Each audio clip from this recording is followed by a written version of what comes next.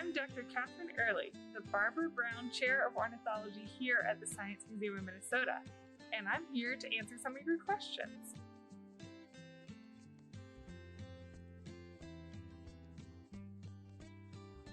So birds stay warm in part because of their feathers. So a lot of times we think of their feathers as being used for flight, and in many birds they are, but they also provide this great insulation for birds. And that's why you see things like down jackets or down comforters.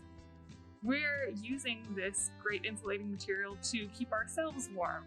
And oftentimes we find that it's really hard to match the capabilities that have evolved in nature with things that we can make our own, so then we just use the same things birds use to keep warm, which is their down feathers.